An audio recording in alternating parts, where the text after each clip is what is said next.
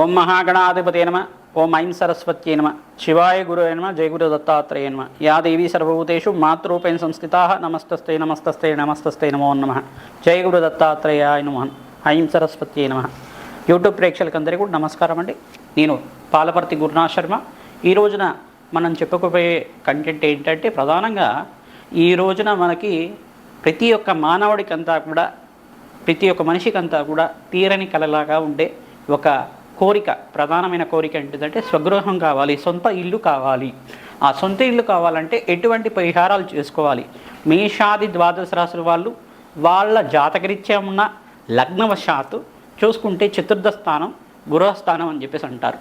ఆ గృహస్థానానికి అధిపతి, ఆ యొక్క చతుర్థాధిపతి మరియు దశమాధిపతి, పంచమాధిపతి, అష్టమాధిపతి అంతా కూడా యోగకరంగా ఉన్నప్పుడు, గోచారరీత్యా కానీ గురుబలం కుదిరినప్పుడు, శుక్రబలం కుదిరినప్పుడు గృహయోగం స్థిరంగా వస్తుంది. దశ అంతర్దశ విధానంలో, వింశోత్తర్దశ విధానంలో ఒక దశ అనేది మనకి యోగకరంగా ఉంటే కనుక శీఘ్రంగా శుభ ఫలితాలు రావడానికి ఆస్కారం ఉంటుంది.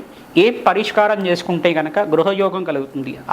ఇతిహాసంగా భూమండలం అంతా కూడా చూసుకుంటే గృహానికి అనుకూలంగా ఉండేది మనకంతా కూడా ప్రధానంగా చతుర్థ స్థానం అని చెప్పేసి అంటారు. జాతకరీత్యా గోచారరీత్యా కానీ చతుర్థ స్థానాన్ని మనకి మాతృస్థానము, గృహస్థానము, గృహయోగం కోసం చెప్పేది. మనకి ప్రధానంగా చూసుకుంటే విద్యాయోగం కోసం చెప్పేది కూడా చతుర్థ స్థానం అని చెప్పేసి అంటారు. తద్వారా ఈ యొక్క చతుర్థ స్థానంకి ఆదిష్టాన దేవత అంతా కూడా ప్రధానంగా భూమాతగా ఉంటుంది. తర్వాత అంగారకుడు అంతా కూడా గృహయోగానికి కారణమవుతాడు. బృహస్పతి అంతా కూడా గృహయోగానికి కారణమవుతాడు. విపరీత రాజయోగము, భోగభాగ్యాలకు అధిపతి అయిన శుక్రుడంతా కూడా గృహయోగము, విలాసవంతమైన జీవితము, భోగభాగ్యమైన జీవితము, రాజయోగానికి కారణమంతా కూడా ఇక్కడ శుక్రుడు, బృహస్పతి మరియు అంగారకుడు కారణమవుతారు. ప్రధానంగా ఇంద్రుడంతా కూడా కారణమవుతాడు అనమాట. ఇంద్రుడు అనుగ్రహం లభించిందంటే ప్రతి ఒక్కటి కూడా రాజయోగం లభిస్తూ ఉంటుంది. నాకంతా కూడా తెలిసిందే. ప్రధానంగా చూసుకుంటే ప్రతి ఒక్క జాతకంలో గ్రహయోగాలు చూసుకొనేసి గ్రహాల యొక్క స్థితిగతి ఆధారంగా కానీ, మనకి జాతకంలో ఉన్న యోగాల ఆధారంగా కానీ, గ్రహాల యొక్క కలయిక, వాటి దృష్టి ప్రభావం అంతా కూడా కలిసి ఉంటే కనుక విపరీత రాజయోగంతో ప్రతి ఒక్కరు కూడా గృహయోగంలో ఉండి మంచి స్వగృహం లభించడం కానీ, నవమ స్థానాన్ని అంతా కూడా కేంద్రంగా చెప్తారు, చతుర్థ స్థానం అంతా కూడా కేంద్రంగా చెప్తారు. పితృమూలకమైన ఆర్జితం కానీ, మాతృమూలకమైన ఆర్జితం కానీ, అంటే తండ్రి సంపాదించిన తరతరాలుగా వచ్చిన ఆస్తి నుంచి అయినా కానీ వాళ్ళకి గృహయోగం లభించడం కానీ, మరియు మాతృమూలకమైన తల్లి తరపు నుంచి వచ్చిన స్థిర ఆస్తి అయినా కానీ, తల్లి సంపాదించిన ఆస్తి అయినా కానీ రావడం వల్ల వాళ్ళకంతా కూడా పూర్వజన్మ కర్మశిషాన్ని బట్టి, పూర్వజన్మ పుణ్య ఫలితాల బట్టి వాళ్ళకంతా కూడా ప్రతి ఒక్క మానవుడికి జాతకరీత్యా ప్రధానంగా చెప్పడం జరుగుతుంది. మీకంతా కూడా గృహస్థానం ఉందా లేదా, గృహయోగం ఉందా లేదా, భూసంపద ఉందా లేదా, స్థిర ఐశ్వర్యం ఉందా లేదా, స్థిర ఆస్తి ఉందా లేదా, జాతకం ప్రభావంగా చెప్పడం జరుగుతుంది. మరియు ఏకాదశ స్థానంలో కూడా, ఏకాదశ స్థానంలో సర్వే శుభగ్రహ శుభఫల ప్రాప్త్యర్థం అని చెప్పేసి అంటారు. ఏకాదశ స్థానం ఎప్పుడైనా కానీ రాజయోగ కారణం అవుతుంది. ఎప్పుడైనా కానీ ప్రతి వాళ్ళకు కూడా, ప్రతి జీవితంలో కూడా పూర్వజన్మ ఇతిహాసం ప్రకారంగా పూర్వజన్మలో చేసుకున్న కర్మశేషం పుణ్య ఫలితాన్ని కేంద్రంగా చెప్పుకునేదంతా కూడా ప్రధానంగా పుణ్య ఫలితాన్ని అనుభవించే రకంగా చేసేది ఏకాదశ స్థానం. పూర్వ పుణ్యస్థానం అనేది నవమ స్థానం అయితే, పూర్వ జన్మలో చేసుకున్న పుణ్య ఫలితాన్ని అనుభవించేటట్టు చేసేది ఏకాదశ స్థానం అవుతుంది. తద్వారా మనకంతా కూడా పూర్వ పుణ్యస్థానము, పూర్వజన్మలో చేసుకున్న పుణ్య ఫలితాన్ని రాజయోగానికి అంతా కూడా ఏకాదశ స్థానం అవుతుంది. తద్వారా మనకి గృహయోగం అంతా కూడా అందరికీ వచ్చే విధంగా పరిష్కారం చెప్పుకుంటే కనుక ప్రతి విషయంలో కూడా మనకి పూర్వం ఇతిహాసం అంతా కూడా చెప్తున్నాం. ప్రధానంగా ఈ యొక్క వరాహస్వామి, భూవరాహస్వామి యొక్క చరిత్ర వినడం వల్ల శీఘ్రంగా ధనయోగాలు రావడం కానీ, గృహయోగం సిద్ధించడం కానీ, పరిష్కారం అంతా కూడా చెప్పడం వల్ల, చిన్న పూజా విధానం అంతా కూడా చెప్పడం, నవగ్రహ శాంతి హోమాది విరాధాలలో ఏ గ్రహానికి ప్రధానంగా చేసుకోవాలి లగ్నవశాత్తు చెప్పడం, మరియు రాశి వశాత్తు అయితే కనుక అది వేరేగా ఉంటుంది. లగ్నానికి చతుర్థ స్థానాన్ని కేంద్రంగా చెప్పుకొని, నవమ స్థానాన్ని కేంద్రంగా చెప్పుకొని, ఆ గ్రహాల యొక్క స్థితిగతి ఆధారంగా అందరికీ కూడా గృహయోగం ఎప్పుడు వస్తుందో సూచనప్రాయంగా చెప్పడం జరుగుతుంది. నేను చెప్పిన పరిష్కారం అంతా కూడా క్షుణ్ణంగా మీరంతా కూడా తెలుసుకొని, ప్రతి విషయాన్ని కూడా అర్థం చేసుకొని మీరంతా కూడా హోమాది కార్యక్రమాలు, దాన కార్యక్రమాలు చేసుకోవడం వల్ల శీఘ్రాతి శీఘ్రంగా అందరికీ కూడా గృహయోగం లభిస్తుంది. మంచి ఫలితాలంతా కూడా శీఘ్రంగా లభిస్తుంది. కావున అందరూ కూడా ఈ పరిష్కారం అంతా కూడా శీఘ్రంగా చేసుకోండి. ప్రధానంగా చూసుకుంటే ఈ యొక్క భూవరాహస్వామి యొక్క మూలమంత్ర విధానంగా యజ్ఞాధికృతులు ఎవరైతే చేసుకుంటారో పురుష సూక్త విధానంగా, స్త్రీ సూక్త విధానంగా చేసుకోవడం వల్ల విశేషమైన హోమాలు, విశేషమైన ద్రవ్యాలతోటి, తామర పూలు తామర గింజలతో కానీ, తెల్ల ఆవాలతో అయినా కానీ, స్వామివారికి ప్రీతికరంగా ఈ యొక్క తెన్నల నువ్వులతో అయినా కానీ ప్రధానంగా హోమం ఆచరించుకున్న వాళ్ళకి ప్రధానంగా మీకంతా కూడా ముద్గర ధాన్యం అని చెప్పేసి అంటారు. ముద్గర ధాన్యం అంతా కూడా చూసుకునేసి మరియు కందిపప్పు కానీ చేసుకోవడం వల్ల ఈ యొక్క ధాన్యంతో ఈ యొక్క హవిస్సునంతా కూడా భగవంతుడికి ఇవ్వడం వల్ల, యజ్ఞాతికరతులు చేసుకోవడం వల్ల భగవంతుడంతా కూడా తృప్తి పొంది మనకు కోటి వరాలు ఇచ్చే దేవుడిగా మారుతారు. ప్రధానంగా ప్రతి ఒక్క దేవతలకంతా కూడా ఏ రకంగా వాళ్ళకి హవనం చేయాలి, యజ్ఞాతికరతులు ఆచరించుకోవాలి, మూలమంత్ర విధానంగా కానీ, పురుష సూక్త స్త్రీ సూక్త విధానంగా ప్రధానంగా శ్వేతవరాహ రూపంలో ఉన్న భూవరాహస్వామి యొక్క చరిత్ర విని ఆ భూవరాహస్వామి ఆరాధన చేసుకుంటూ నిత్యమంతా కూడా ఆ భూమిని ఉద్ధరించిన ఈ యొక్క వరాహస్వామి యొక్క చరిత్ర అంతా కూడా మననం చేసుకొని తద్వారా భూయోగము ధనయోగం అంతా కూడా లభించే విధంగా, స్థిర ఆస్తి లభించే విధంగా అందరూ కూడా ఈ పరిహారం ఆచరించుకోవడం వల్ల, యజ్ఞాతికృతులు చేయడం వల్ల లక్ష్మీ నరసింహస్వామి యొక్క మూలమంత్ర విధానంగా ప్రధానంగా పురుష సూక్త విధానంగా యజ్ఞాతికృతులు విశేష హోమానం అంతా కూడా ఆచరించుకోవడం వల్ల మీకంతా కూడా యజ్ఞాతికృతులు చేసుకున్న వాళ్ళకి నవగ్రహ శాంతి హోమాది కార్యక్రమాలు ఆచరించుకున్న వాళ్ళకి శీఘ్రాతి శీఘ్రంగా గృహయోగము, భూయోగము, వస్తుయోగము, వాహన విపరీత రాజయోగం అంతా కూడా అఖండమైన సుఖ జీవితము, భోగభాగ్యమైన విలాసవంతమైన జీవితం లభించడానికి ఆస్కారం ఉంటుంది. కావున అందరికీ పరిష్కారం చెప్తున్నాం. ప్రధానంగా చూసుకుంటే వరాహస్వామి, భూవరాహస్వామి చరిత్రలో భాగంగా హిరణ్యాక్షుడు, హిరణ్యకశుడు అనే ఒక రాక్షసులు ఉంటారు. ప్రధానంగా ఆ రాక్షసులంతా కూడా లోక కంటకులుగా మారి దేవతలంతా కూడా పీడించాలి, త్రిలోక పాలన చేయాలి, అంతా కూడా అన్ని లోకాలు కూడా మా పాలన ఉండాలని చెప్పేసి ఈ యొక్క బ్రహ్మలోకము, కైలాసము మరియు ఒక ఇంద్రలోకాన్నంతా కూడా ఇబ్బంది పెడుతూ ఉండేవాళ్ళు, దేవతలకంతా కూడా ఇబ్బంది పెడుతూ ఉండేవాళ్ళు. భూలోకంలో అంతా కూడా మానవుల్ని, ఋషుల్ని, సాధు సంతులనంతా కూడా మహారుషులనంతా కూడా యజ్ఞాతి కరతలు చేయకుండా బాగా ఇబ్బంది పెడుతూ ఉండేవాళ్ళు. ఒక రోజున హిరణ్యాక్షుడు ఆయన బ్రహ్మ కోసం ఘోరమైన తపస్సు చేశాడట. ఆ రాక్షసుడంతా కూడా ఎటువంటి తపస్సు చేశాడయ్యా అంటే, ఎప్పుడైనా కానీ ఏ దేవతతో కానీ, ఏ అస్త్రంతో కానీ, ఎటువంటి శస్త్రంతో అయినా కానీ, ఎటువంటి మంత్రంతో అయినా కానీ, ఎటువంటి దేవతతో అయినా కానీ నాకు మరణం లేకుండా ఉండాలి, భూమి మీద కానీ నీళ్ళ మీద కానీ ఎటువంటి మరణం లేకుండా ఉండాలి, మరియు ఆ యొక్క మరణం అంతా కూడా లేకుండా నాకు మృత్యుబాధ లేకుండా అమరత్వం వచ్చే విధంగా వరం కావాలి అని చెప్పేసి అడిగారట. అమరత్వం అనేది మానవులకి సహజం కాదు. ఎవరైనా కానీ పుట్టిన వాళ్ళు గిట్టక తప్పదు అని చెప్పేసి బ్రహ్మ వరం ఇవ్వడం. ప్రధానంగా ఎటువంటి వరం ఇచ్చాడంటే, నీకంతా కూడా నువ్వు చెప్పిన విధానంగా మరణం అయితే రాదు, కానీ మరణం వస్తుంది, కానీ మరణం అయితే రాదు, నువ్వు చెప్పిన విధంగా మరణం అయితే రాదు అని చెప్పేసి వరం ఇచ్చాడనమాట. ఆ బ్రహ్మ ఇచ్చిన వరాలకి ఒక శక్తితోటి లోకకంటలుగా మారి మొత్తం అంతా కూడా జనాల్ని పీడించడం, హింస పెట్టడం, ఈ యొక్క చంపడం అనేది చేస్తూ ఉండేవాడు.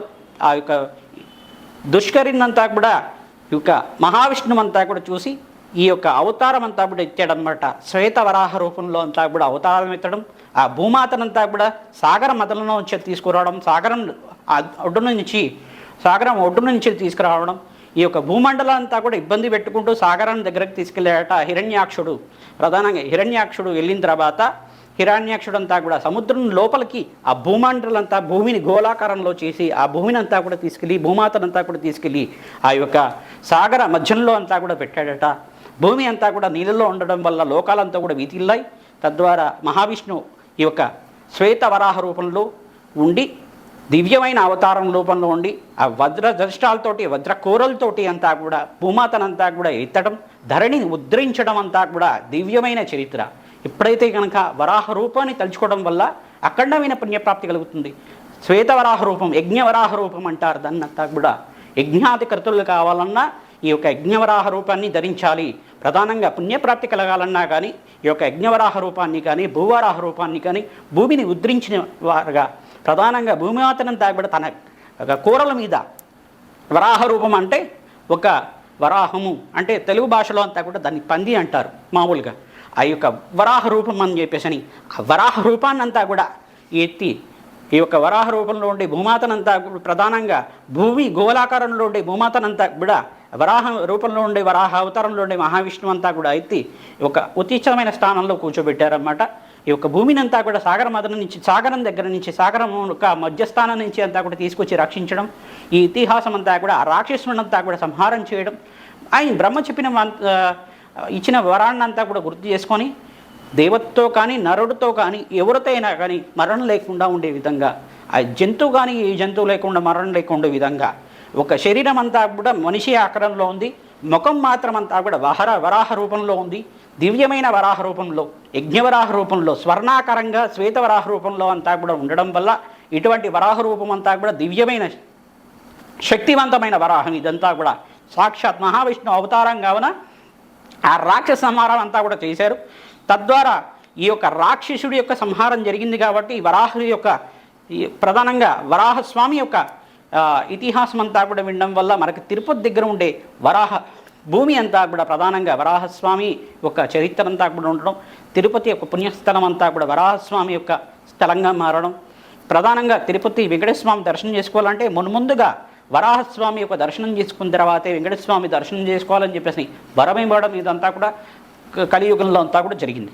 ప్రధానంగా ఇతిహాసం అంతా కూడా మనకి జరిగిన విధానం అంతా కూడా చూసుకుంటే ఈ యొక్క ఇతిహాసం అంతా కూడా చూసుకొని ప్రధానంగా ఈ యొక్క వరాహస్వామి యొక్క చరిత్రనంతా కూడా మననం చేసుకోవాలి. భూమిని ఉద్ధరించిన వరాహస్వామి, భూమినంతా కూడా తన కూరల మీద పెట్టుకొని రక్షించిన వరాహస్వామిని అంతా కూడా మననం చేసుకుని ఓం నమో భగవతే భూవరాహాయ నమః, ఓం నమో భగవతి ధరణి ఉద్ధరాయ భూవరాహాయ నమః, ఇటువంటి నామానంతా కూడా ప్రతినిత్యం కూడా మీరు వినడం కానీ చరిత్రగానే వినడం వల్ల ప్రధానంగా శీఘ్రంగా మీకు భూసంపద రావడానికి ఆస్కారం ఉంటుంది, ధన యోగం కలగడానికి ఆస్కారం ఉంటుంది, మీకు మంచి యోగకరమైన గృహయోగం శీఘ్రంగా సిద్ధించడానికి ఆస్కారం ఉంటుంది.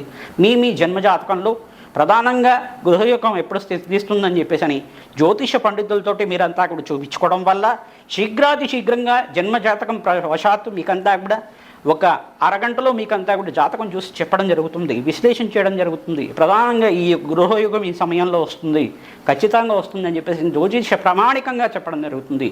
చెప్పిన పరిష్కారాలు ఆచరిస్తే మీకు అఖండమైన గృహయోగము, భోగభాగ్యమైన జీవితం, విపరీత రాజయోగంతో విలాసమైనమైన జీవితం జీవించడానికి ఆస్కారం ఉంటుంది. కావున రాజయోగంతో మంచి లగ్జరీ లైఫ్ లీడ్ చేయడానికి ఆస్కారం ఉంటుంది. కావున అఖండమైన ధనధాన్యాల సమృద్ధి కలిగి అష్టైశ్వర్య యోగంతో ఆనందమైన జీవితం జీవించడానికి మేషాది ద్వాదశ రాశుల వాళ్ళకి ఎటువంటి పరిష్కారాలు ఆచరించాలి లగ్నవశాన్ని చూసుకుందాం. ప్రధానంగా మేషాది ద్వాదశ రాశుల వాళ్ళు లగ్నవశాత్తు మేషలగ్నం నుంచి ఈ యొక్క మీన లగ్నం దాకా ప్రతి ఒక్క లగ్నవశాత్తు అంతా కూడా ఎటువంటి లగ్నాలకంతా కూడా ఎప్పుడు గృహయోగం లభిస్తుంది, ఏ పరిష్కారం చేసుకుంటే గృహయోగం సిద్ధిస్తుంది అంతా కూడా విశ్లేషణ చేసి మీకంతా కూడా పరిష్కారం చెప్పడం జరుగుతుంది. చెప్పిన పరిష్కారం అంతా కూడా తూచా తప్పకుండా పాటించండి. యజ్ఞాతికృతులు చేసుకుంటేనే మంచి భూయోగము, వస్తుయోగము, ప్రధానంగా మీకు స్థిర ఆస్తి లభించడానికి, స్థిర ఐశ్వర్యం లభించడానికి అంతా కూడా జగన్మాత అనుగ్రహం అంతా కూడా శీఘ్రంగా కలగడానికి ఆస్కారం ఉంటుంది. ఆ పరాశక్తి అనుగ్రహంతో, భూవరాహుడు యొక్క అనుగ్రహంతో అంతా కూడా భూవరాహస్వామి యొక్క అనుగ్రహంతో ప్రధానంగా మీకంతా కూడా భూవరాహస్వామి అంతా కూడా వరాహస్వామి ప్రధానంగా భూమిని ఉద్ధరించిన వరాహస్వామి అనుగ్రహంతో మీకంతా కూడా శీఘ్రంగా అఖండమైన ఐశ్వర్యం కటాక్షం కలగడానికి ఆస్కారం ఉంటుంది. కావున చెప్పిన పరిష్కారం చేసుకోండి, మంచి ఫలితాలు పొందండి. గృహయోగంతో ఆనందమైన జీవితం జీవించడానికి ఆస్కారం ఉంటుంది. కావున పరిష్కారం అంతా కూడా ఆచరించండి. జయ గురు దత్తాత్రేయ. కర్కాటక రాశి, కర్కాటక లగ్నం జాతకులు ప్రధానంగా చూసుకుంటే కర్కాటక లగ్నం ప్రధానంగా చెప్తున్నాం. లగ్నవశాతే అందరికి కూడా గృహయోగం ఎప్పుడు సిద్ధిస్తుందో జాతక రీత్యా చూడడం జరుగుతుంది.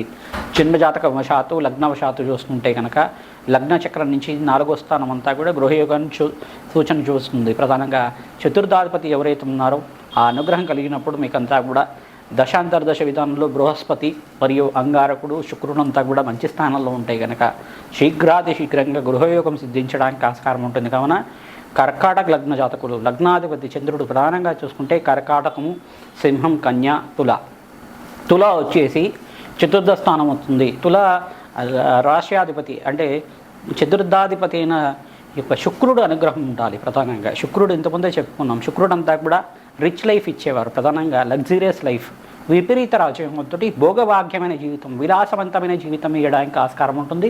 రాజ్యయోగ కారకుడు ప్రధానంగా శుక్ర ఆరాధన ఎవరైతే జపాది కార్యక్రమాలు చేసుకుంటూ ఉంటారో బొబ్బర్రు దానం చేసుకోవడం వల్ల అఖండమైన లక్ష్మీ కటాక్షం, ప్రధానంగా మహాలక్ష్మి అధిష్టాన దేవత శుక్రుడికంతా కూడా ఎవరైతే కనుక మహాలక్ష్మికంతా కూడా నిత్యం యజ్ఞాతికృతులు చేసుకోవడం వల్ల తామర పూలు, తామర గింజలతోటి, తేనెతోటి హోమం చేసుకోవడం వల్ల శ్రీ సూక్త విధానంగా ఎవరైతే కనుక మూలమంత్ర సంపుటితంగా అంతా కూడా చేసుకుంటూ ఉంటారో, వేద పండితులతోటి యజ్ఞాది కర్తలంతా కూడా ఆచరింపజేసుకోవాలి.